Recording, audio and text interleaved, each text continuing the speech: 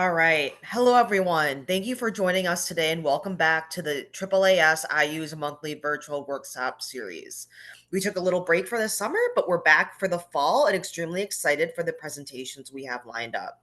My name is Lane Scher, she, hers, and I am a program director with the Inclusive STEM Ecosystems for Equity and Diversity, known as ISEED, program at the American Association for the Advancement of Science, also known as AAAS. On behalf of the AAAS IU's initiative, I would like to welcome you to today's workshop, Pedagogical Strategies for Supporting Students' Emotional Well-Being. Today's workshop will feature a presentation from Ash T. and Dr. Dax Ovid and Dr. Melissa Haswell. Before we jump into the workshop, I have a few housekeeping notes. This presentation is being recorded. The recording will be made available in the coming weeks on our website, AAAS-ius.org, and the slides are posted and available on the website if you'd like to follow along. You will receive an email with a link to the recording when it's available. Please note we will transition to Q&A and discussion breakouts following the presentations. The breakout rooms will allow for deeper engagement and will not be recorded. Additionally, we have closed captioning for this workshop. You can download and view the full transcript by clicking the CC button at the bottom of your screen. For those of you new to the AAAS IU's initiative, this program seeks to support faculty, students, and the greater undergraduate STEM education community by disseminating research and knowledge about STEM teaching, learning, equity, and institutional transformation. We invite you to learn more about the AAAS IU's initiative on our website and hope you will join our community as future contributors. You can also follow us on X at IU's program, all one word, and LinkedIn to stay up to date on our latest events, blogs, or to share what you've learned at today's workshop. And now we will shift to our first presentation of the day. And without further ado, I would like to welcome Ash T. and Dr. Dax Ovid. Ash is a doctoral student, and Dr. Ovid is an assistant professor in psychology, both at the University of Georgia. Over to you. Thank you so much, Lane. And it's physiology. That's okay, though. They look very similar. Our work is actually drawing a lot from psychology. So with that, I first just wanted to say thank you so much, Drew, Erica, and Lane, for hosting us and creating this space. And thank you all for being here and choosing to spend some of your time talking through some, I think, timely and important topics. So I'm going to go ahead and share my screen, but in the meantime, I wanted to invite folks to share in the chat. So many of you are already sharing your name and location. I invite you to also share one thing you value and what do you hope to gain from today's workshop? So I'll give you a minute to reflect on that as I get ready to share my slides.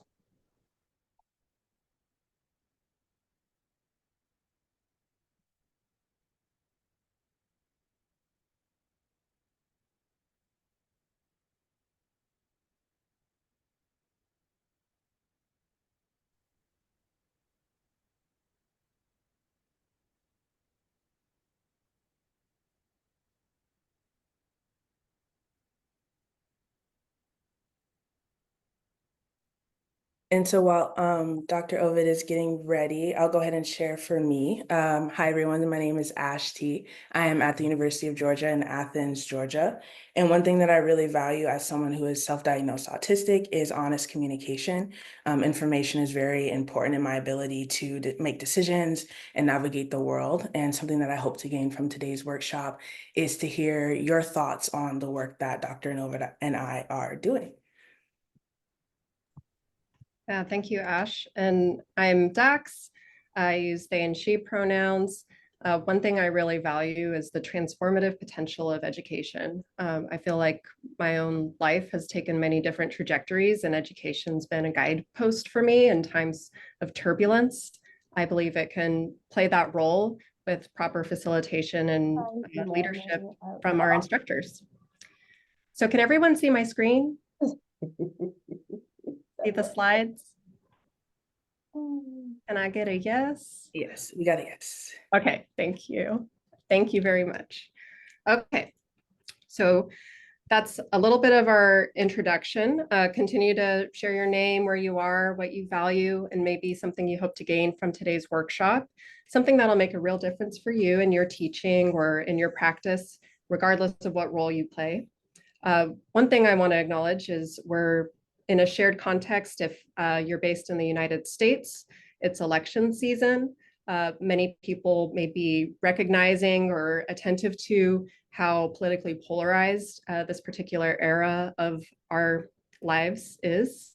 And there's an attention economy of social media, news outlets, just day-to-day influencers who are appealing to very strong emotions in us and our students. And it's designed to grab our attention. And so if you're an educator, that's quite the force to be competing with. And I'd like to, by the end of the workshop, invite us to consider that how we're not competing with those forces, but rolling with them and acknowledging that those forces are there and that what we have to offer in our classrooms could be an opportunity for students to learn how to regulate and manage those emotions. So as the link was dropped in the chat, we have an anonymous reflection form that'll be available throughout our entire session. We'd love to hear from you, thoughts, insights, feedback, ideas, resources. You can also share these in the chat, but if there's something you want for just Ashti and I to be able to read after the workshop, we invite you to share your reflections there. Okay, and with that, we're going to start off with a concept that we learned from working with our students in the interviews that we've done this past year on emotional expression identities. So this idea of emotional expression identities has allowed us to self-reflect on what our own emotional expression identities are. So I'll let Ash read your own first. Yeah, so as a Black, queer, autistic person, in the context of science, I identify as someone who engages in rebellious expression. So I don't hide when I'm feeling anxious or frustrated or confused. And I actually make it a point to share when I am feeling that way and why. And I also will tell someone if something they say or do makes me feel proud or excited or happy. And I do this with the conscious understanding that it's not normal as a Black woman to do this. And I choose to ignore the awkward silences, weird looks, or uncomfortable body language from others when I do express my emotions, because I am a person and people feel, therefore I have a right to do so.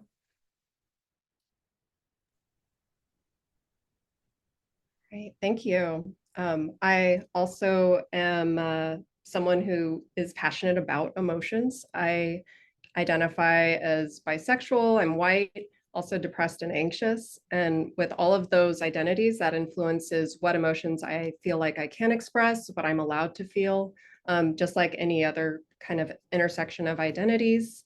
I recognize sometimes too that there are conflicting emotions that come up. We can be happy about one thing and sad about another. We can respond in different ways. Some people may dissociate. Some people may respond in anger or fear.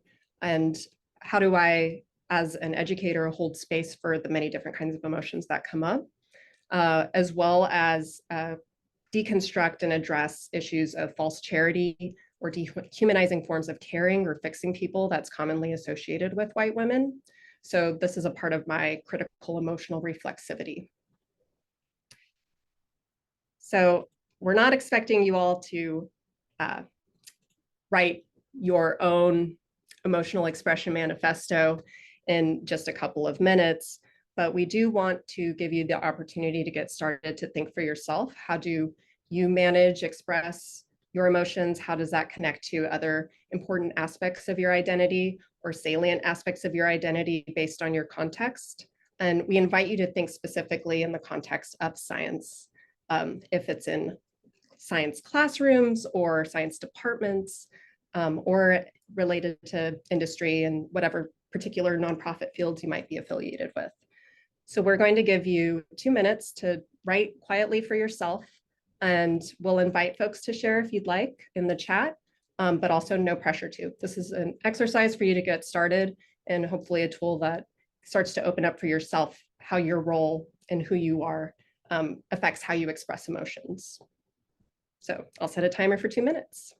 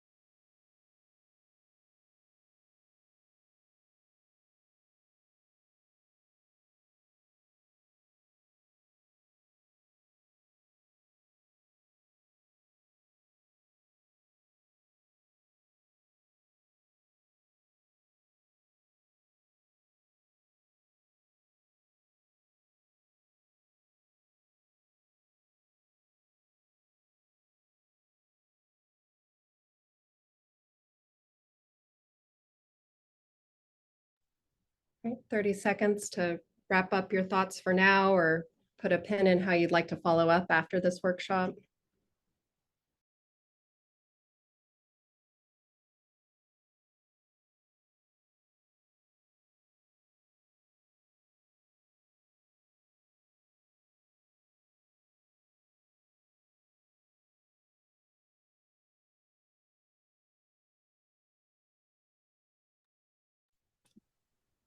Okay, that was my 2-minute timer. I welcome you to, you don't have to share all that may have come up for you in thinking about emotional expression identity, but maybe in a word or two we'll do a chat waterfall, which is basically where everyone types and you can skim through what people are thinking.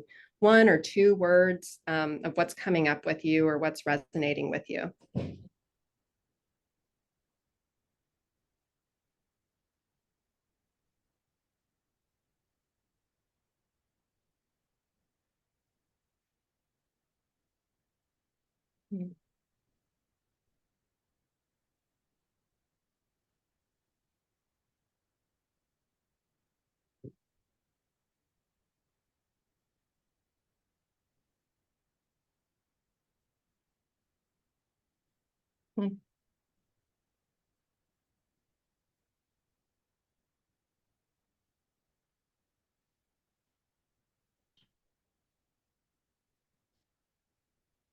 Right, I'll share a few of the words I'm seeing: repressed, regulated, sensitive, digital, empathy, anxiety, irrelevant, increased anxiety, people pleasing.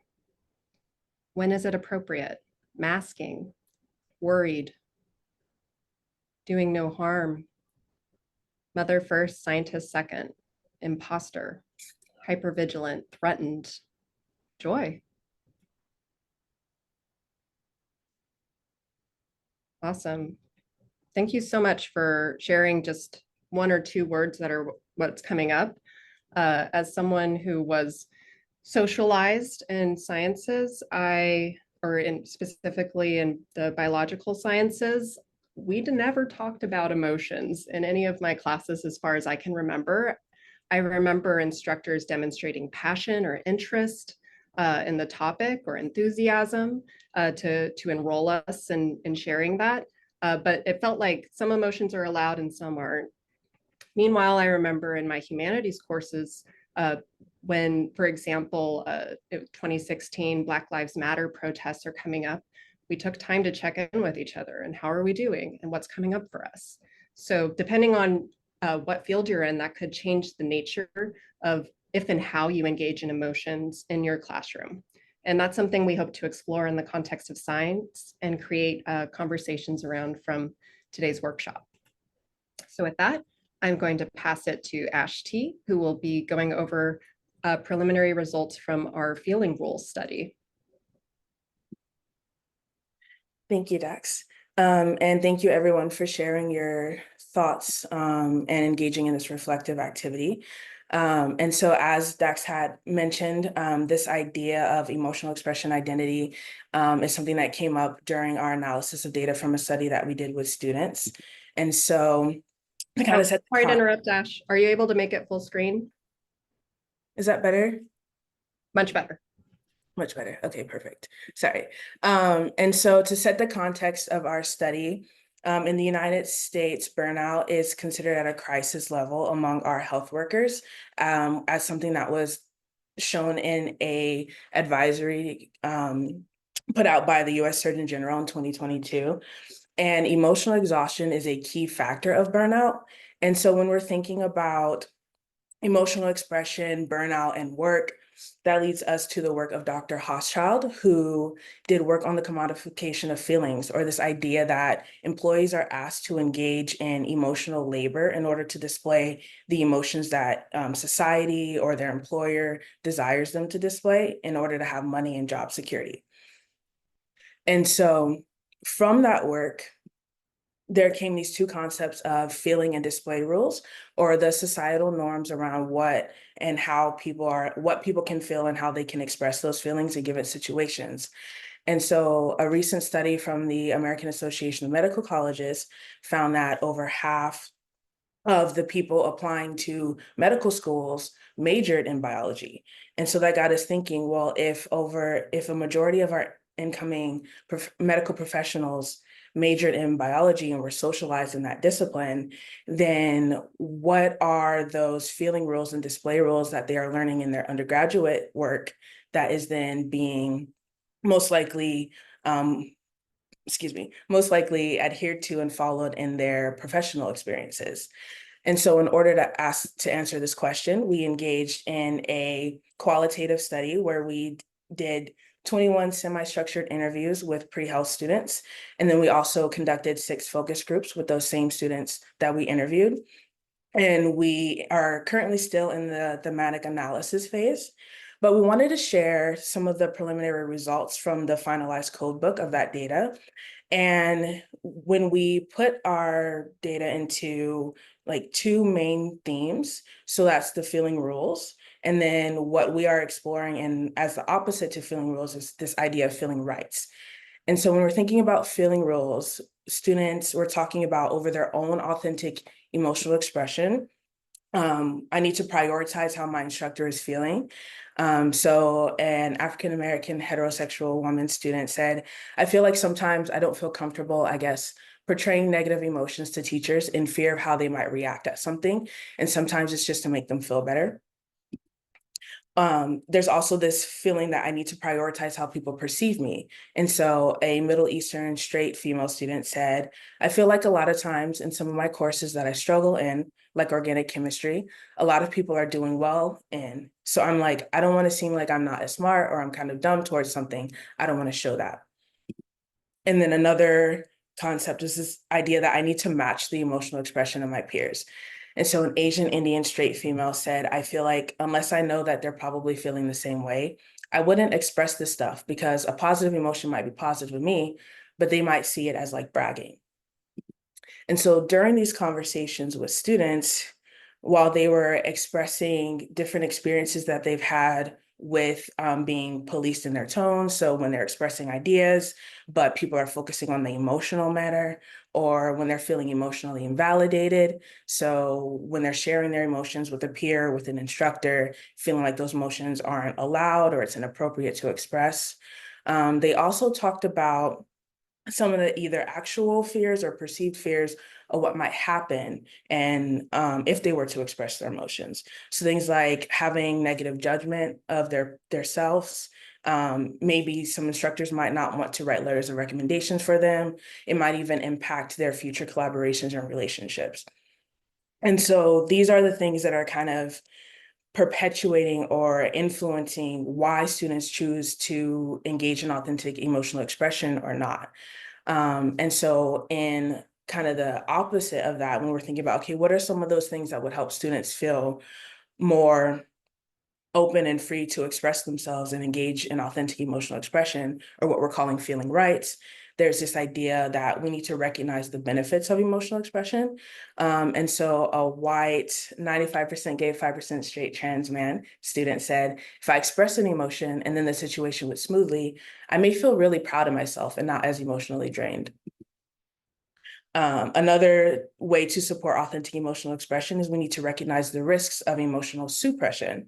So one of our white gay male students said, I'm definitely pushed away more from science when if I have to express my emotions. And then lastly, to support authentic emotional expression, we need instructors to model behaviors that invite emotional expression. And so one of our Black heterosexual women students said, I was getting frustrated, but I feel like my frustration didn't cause him to become frustrated, him being an instructor. So it was like he was more calm and had more composure in a sense. So I was worried that this person was going to get frustrated trying to teach me these things, but that wasn't happening. And he was just reassuring me that it's okay. And so when we're thinking about societal norms and rules, I think it's pretty natural to wonder, okay, what are some of those systemic factors that are creating these rules and perpetuating these rules? And so that brings us to Foucault's theory of disciplinary power, or this idea that when you're given one group power to make decisions and another group that's made to comply, and then you put both of these groups into an organized space that is designated for a specific task, you're kind of creating this space for people to want to engage in the control of behavior through penalties. So I'm going to penalize a certain behavior if it's not considered societally accepted in order to pressure people to conform to what is considered normal. And so that then brought us into this space of, okay, well, what are some of those historical roots that have led to this sort of emotional policing? And with that, I turn it back over to Dax.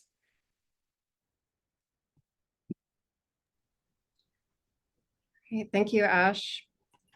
So for our last 5 minutes, I'm going to talk about the larger social historical context that informs feeling rules that we may perceive, experience.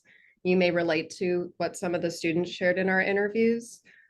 You may feel like you could express your emotions, or you never really thought about if and how to express your emotions in science.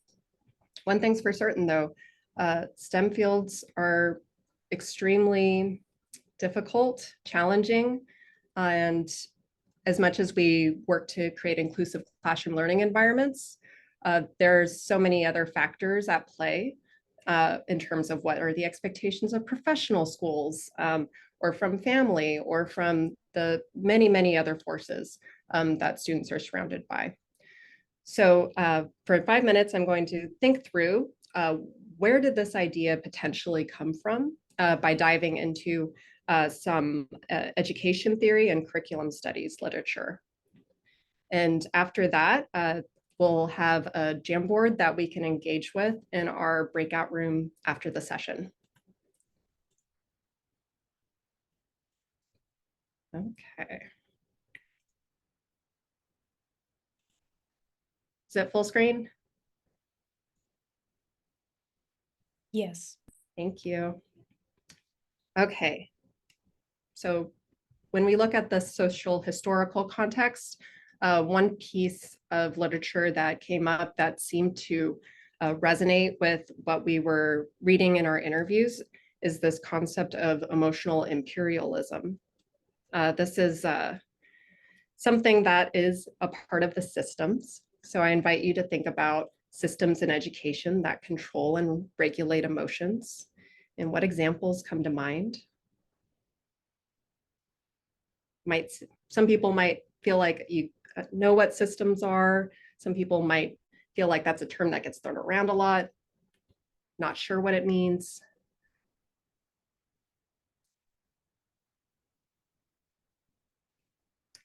The idea of introducing systems is to move it away from individual level, instead of thinking an individual needs to regulate their emotions. An individual needs to learn how to take care of themselves. Self-care wellness seminar, that's individual level kinds of interventions. Systemic kinds of interventions get us thinking more broadly about what about the structure we're in, the institution, department, culture, if you think about science as a culture, is forcing us or making us feel pressured to suppress our emotions. And if there's any volunteers to share, you're welcome to type in the chat if you think of other examples. Professionalism, for sure. Social stereotype of a coldly logical scientist. Scientist stereotypes are still widely prevalent. Lecture halls, yeah, the architecture of educational spaces make it set up that hierarchy very intentionally in a way that it's no wonder that students feel like they need to prioritize the professor's feelings over their own. Sage on the stage, yes. So another system that I want to think through with all of us is how we're embedded in systems that are shaped by colonialism. Colonialism is the political exploitation of territories. This is typically done by a limited range of countries on other countries, other geopolitical spaces. It involves the control or the elimination of language, people, culture, artifacts as a means of control. The next slide is going to show photographs from colonial schools, which is a history that I think is important to think through in terms of why is it that emotional regulation is something that we want to prioritize. So the moral and emotional training of children in colonial and residential missionary schools occurred across continents, all over the world. SWATUS 2023 has a fantastic, thorough historical review and goes into detail of how specific genders need to perform or act, and the punishments, sometimes corporeal, sometimes otherwise in terms of limited access to resources, controlled people to manage their emotions or show emotions or hide emotions in particular ways. And these were typically inflicted by white people on people of color. This is a far from comprehensive growing list of survivor testimony of emotional violence in colonial schooling. This is growing because people are starting to document in ways that weren't available before. So photographs are one form of evidence that people are turning to understand this history.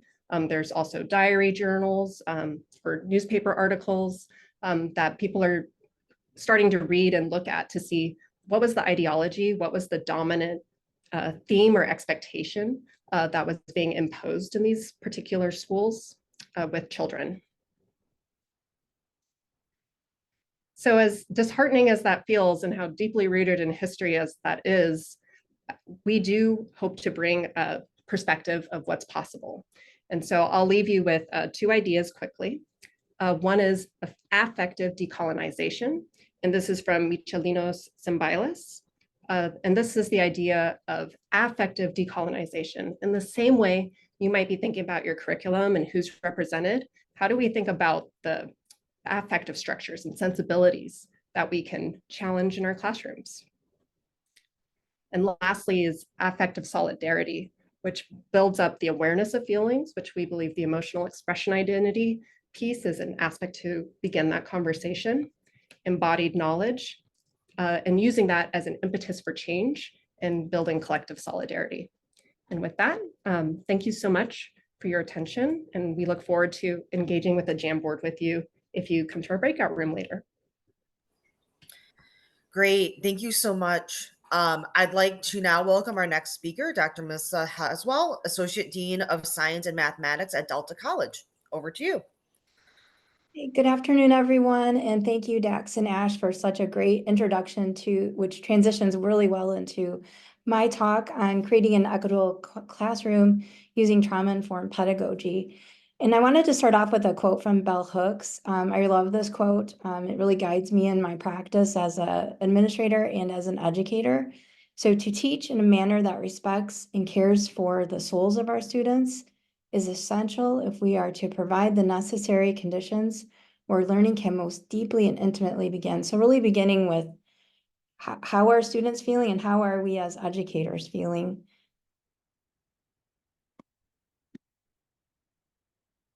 I have 2 QR codes to start you off with, and there should be links in the chat to these documents as well. So the first QR code is just a link to the slides because I have interactive slides where we'll be doing some polling and activities through the slides. So you'll need to access those if you want to participate in the virtual activities. So I'll give you a second to do that. You can scan the code if you choose. There's a short bit.ly link, or you can just go to menti.com and put in the code at the top of the screen, which is 61091580.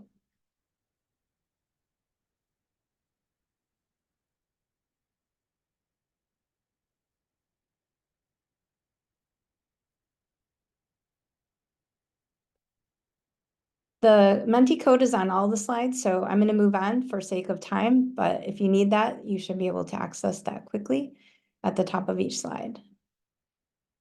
And then this second QR code is to a resource document that I created to share with all of you because we have a short time together today and I wanted to be able to provide some food for thought if you want to continue the journey in looking into trauma-informed pedagogy. And so this will take you to my resource page.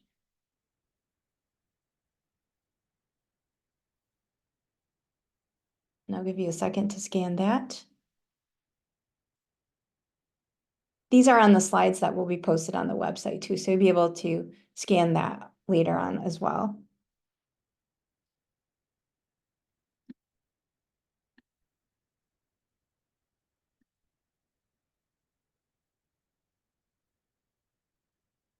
All right, I'm going to move on to the next slide.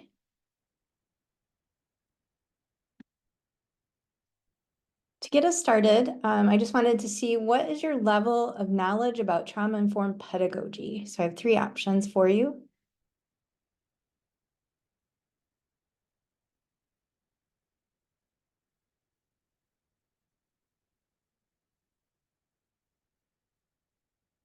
It looks like we have quite a few in the kind of in the middle.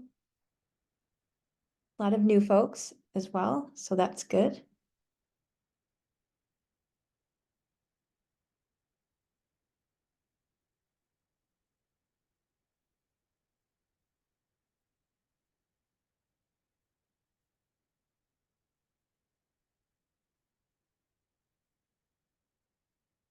Okay, good. It looks like most folks are somewhere in the middle on this topic, with a lot of folks also coming in as new to the concept.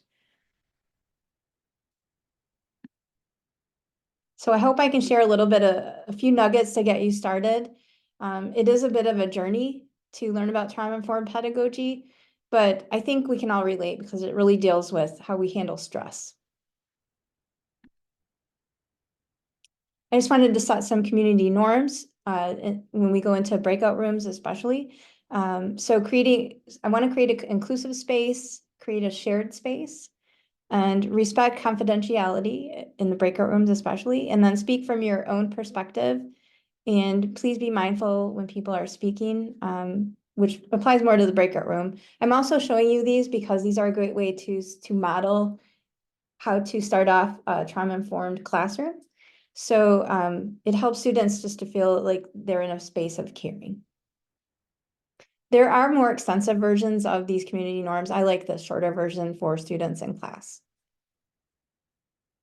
And then goals for our time together. I'm going to mainly introduce the topic. So we're going to introduce the impact of chronic stress on the brain. And I have a couple of studies to share with you. And those are, you'll find the full documents from that research on, not by me, but by others who study the brain in the resource document. And then we'll introduce the concept of trauma-informed pedagogy and then a few ways to implement it. And we'll tackle that a little bit more if you join my breakout room. I realize this is a lot of text for a slide, but I wanted to give you a full definition of trauma-informed pedagogy. And I'll kind of skim through and read some of the highlights of it. But essentially, trauma-informed pedagogy is using a teaching approach that considers how trauma affects all of us, but especially our students. And so it's really anchored in looking at the different types of trauma and that people experience trauma differently. And some traumatic experiences are affect people more deeply than others. So just to consider that, because sometimes we think, oh, well, that shouldn't have bothered that person. But everyone handles stress differently based on epigenetics and social constructs, cultural constructs. So it's just something to consider. And so how we approach students in the classroom really affects how we re-traumatize students. And hopefully we can, by implementing some of the background knowledge of trauma-informed pedagogy, we can avoid re-traumatizing students and help them move past that. The other key aspect that I like to think about with trauma-informed pedagogy that's not really in the definition is that it involves thinking about how we as educators and administrators handle stress ourselves. So we have to have outlets for handling that as well. So I like to touch on that, and I have a lot more of that on my resource document for you to peruse later. And then I have a few shorter definitions. These are definitions from various resources, which are also on their resource document. In a nutshell, they basically cover students will feel helpless, dissociated, confused, and that's going to affect how they perform in the classroom. And it also affects how they behave. And so I'll give you some examples of things that you'll see in students who have experienced trauma and how they might react in class. Things that we might normally consider bad behaviors usually. Also want to point out that trauma disproportionately impacts marginalized communities, and we need to really pay attention to those students and make sure that we're reaching out to them maybe a little bit more. And again, just reiterating that trauma affects everyone differently, and so we have to respect that. And these definitions are all on the resource page, so I'm going to move on to the next one. Before we start thinking a little bit more about the pedagogy, I also want to have you consider that trauma serves as a filter for how we view the world. And so I'm going to ask you to put your trauma-informed glasses on when you're dealing with students so that you can think, instead of reacting how we may want to react, because we think a student is not doing a task or something we asked or behaving a certain way in class, we want to think about, okay, maybe they've experienced something and we need to step back and think about some context that may apply to that student.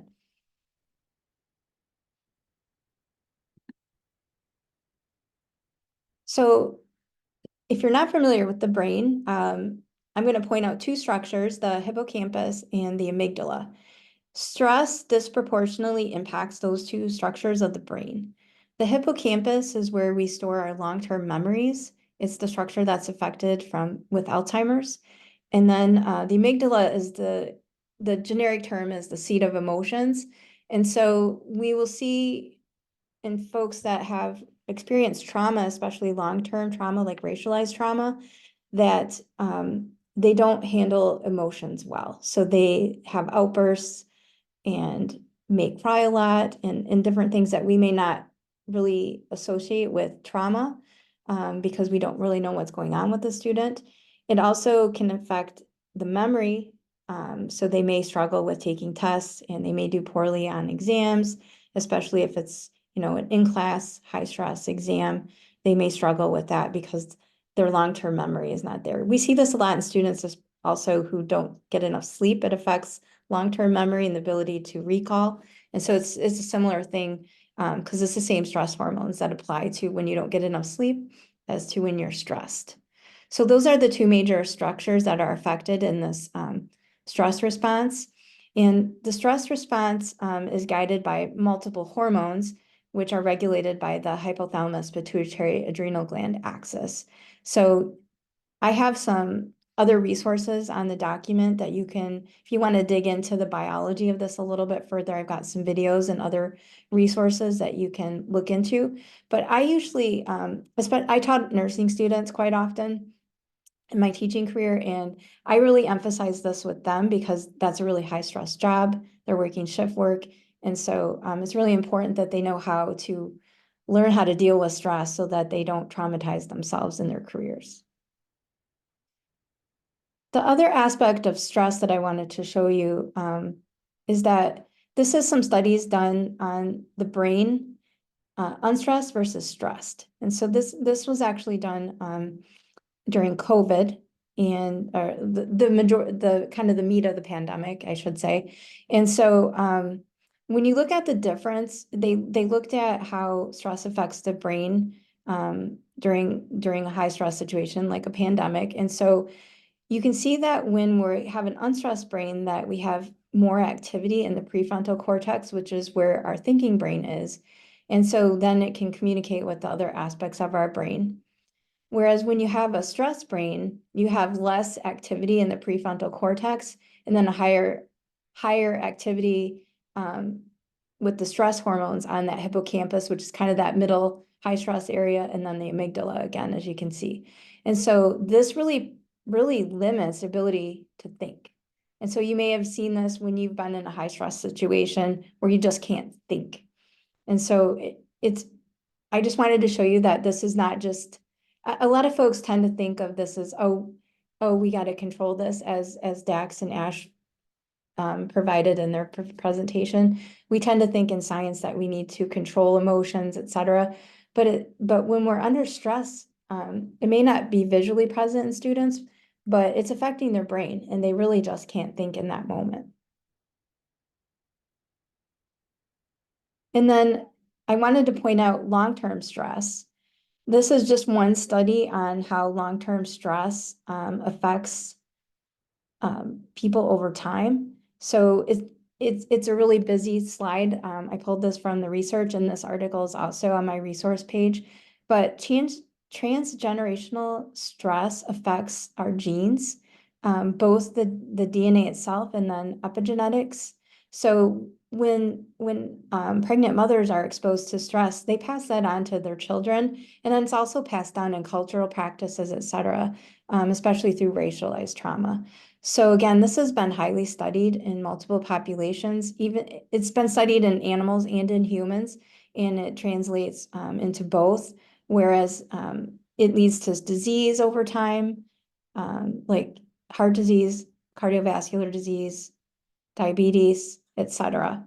So I really highly encourage you to dig into this a little bit more. We don't have time to dig into the full study, but I wanted to point out that we need to think about this, especially with our racialized groups. Okay, so we're going to do a quick activity here. So we'll see if you know the stress response. So I'm going to give you 2 minutes to rank these in the right order, and I will give you the answers right after. So I'm going to give you 2 minutes to, you should be able to, on your screen, on your device, move these around and put them in what you think is the correct order. So I'll give you 2 minutes to do that.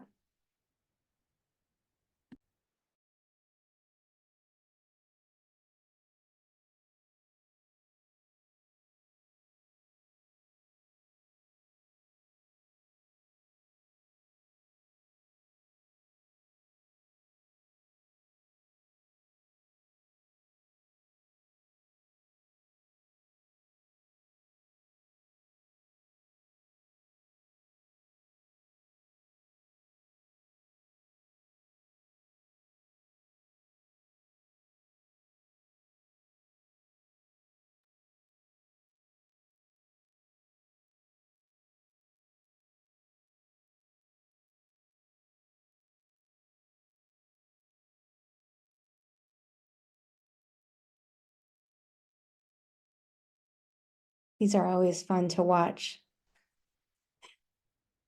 in real time.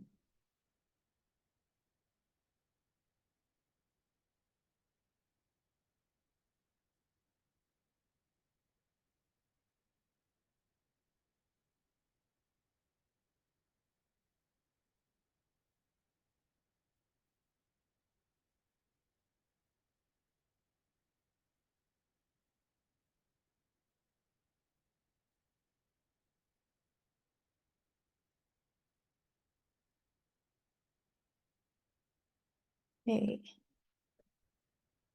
About 30 seconds left. I'll give you that to finish up.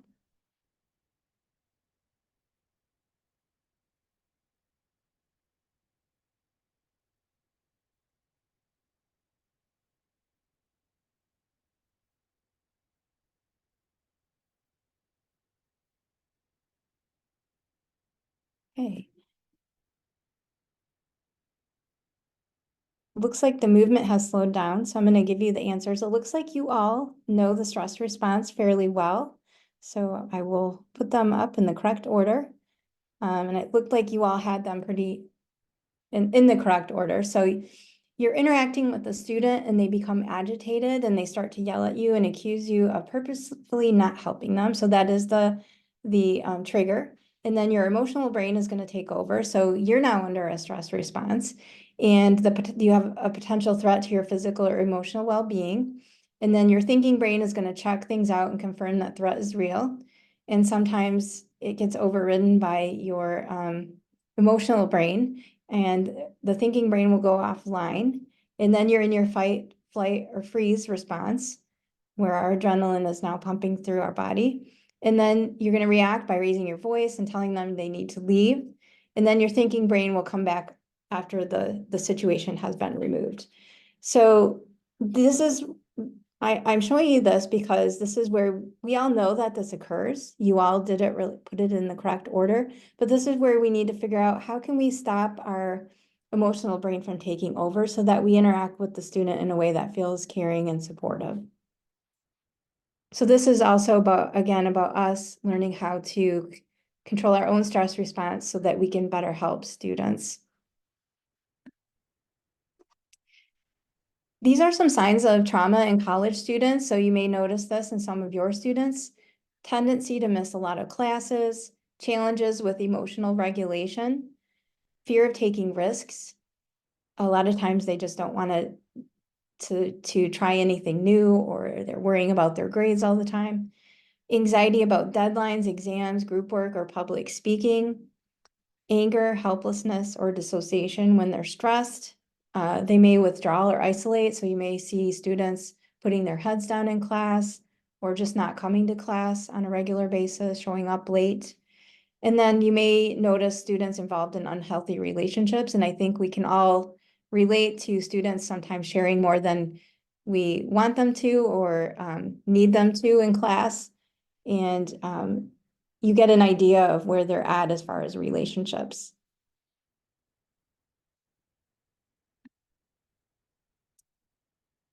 Okay, so I have an activity that we're going to do, and I'm going to switch out of this here in a second, and we're going to go into a Padlet, which I'll share in the chat as well.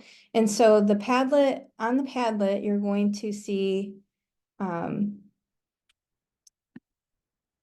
at the top, multiple different terms like lazy, resistance, unmotivated. And this is where I want you to put on your trauma-informed glasses and then choose one or two terms. There's going to be too many for you to interact with all of them, but choose one or two terms and think about, instead of viewing that student as lazy, what might be something that's going on with that student, just to get you to reverse your thought process about your initial reaction to a student behavior. So choose a couple. Or one, if that works for you. And then I'll put the Padlet up so we can all see each other's responses. Give me 1 second to switch. And I'm going to put the link in the chat for the Padlet. And I have a QR code as well. Hold on 1 second.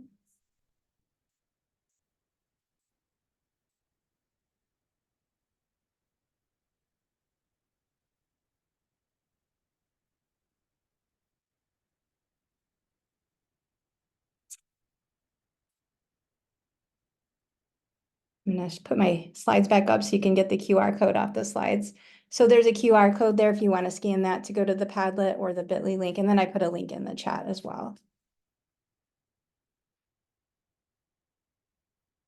And we'll wrap up with this activity, and then in the breakout room, if you join my breakout room, I have a short case study that will apply the skills a little bit further.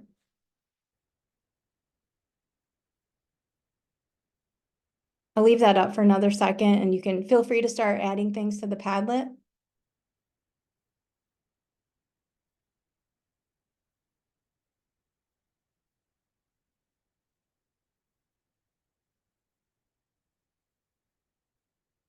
And I'm going to stop sharing this screen and go to our Padlet screen.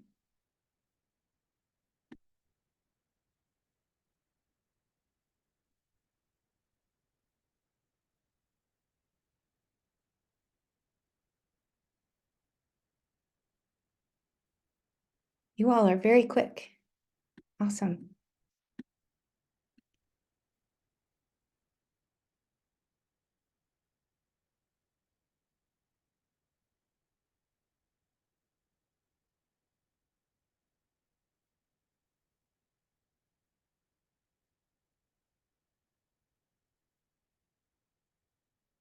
These are great. So this really gets you thinking and practicing, flipping that script so we can think about the student from a positive light instead of a negative light, so that growth mindset versus deficit mindset thinking really comes into play here. So I'll just read a few of these. So I like the resistant one myself. So maybe they're embarrassed, they're uncertain of how to respond, triggered. The unmotivated student, lack of self-identity in the material. That's really great. I love that one because that's one of my focuses. Exhausted from responsibility, don't see the purpose, depressed, exhausted and overwhelmed. If they're disrespectful, maybe they're neurodivergent. Great response there. Mentally tired, overwhelmed. Attention seeking, they need assurance, they're insecure. Oh, these are great responses.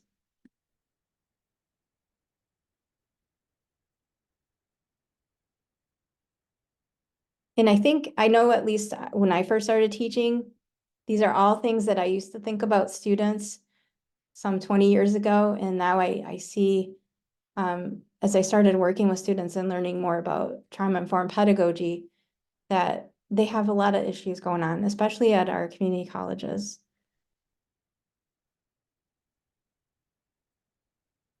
Excellent. Feel free to keep adding. I'm going to stop sharing the Padlet and go back to my slides real quick.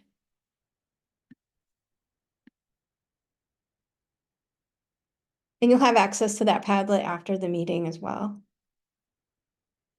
So I just wanted to see, as we wrap up, how was your thinking changed after this activity? Feel free to add a few responses. I know we're kind of wrapping up at the end of my time here, but feel free to keep adding these onto the Menti. And then I just wanted to thank you for your time, and I hope to see you in the breakout room.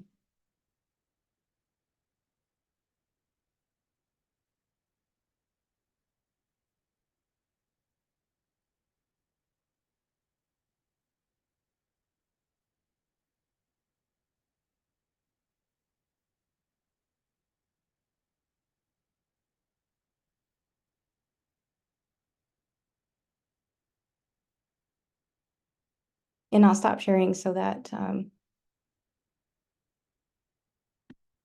can hand back over to our hosts. Thank you. Thank you, Dr. Haswell. We are now going to transition to our breakout sessions for Q&A and additional discussion. Breakout rooms are self-assigned and organized by speaker. I'm going to ask my colleague Drew to go ahead and open the breakout rooms now. You should see a pop-up on your screen allowing you to select a breakout room. If you don't see a pop-up, you can navigate to the bottom of your screen and select breakout rooms as a button and click the room you'd like to enter. If you're running an older version of Zoom and don't see the breakout button, please post in the chat which speaker's room you would like to enter and we will assign you to the room. We will call you back to the larger group at 3:25 and we hope you have a productive discussion. All right. It looks like we're all coming back. I am wondering if we can get our speakers and facilitators to share a quick 1 minute recap of what the group discussed. Could I have Dax and Ash go first? Yeah, we had a really awesome conversation about different experiences that people were having in our classrooms and kind of how to navigate those situations. So dealing with or navigating situations with students who are distressed, navigating conversations where students might be sharing a little bit more than we are comfortable with within our professional environment, or working with students who are constantly interrupting and saying that an instructor doesn't know what they're talking about. So we were talking about just different strategies to approach those situations. So things like looking at a feelings wheel with the class and modeling how to like talk about emotions, giving students the chance to share with each other how they're feeling and why, to kind of build that community. We were also talking about like modeling, so showing students how to express your emotions, so that they can see how it's done and feel okay to be able to do that. Anything that comes to mind for you, Dax?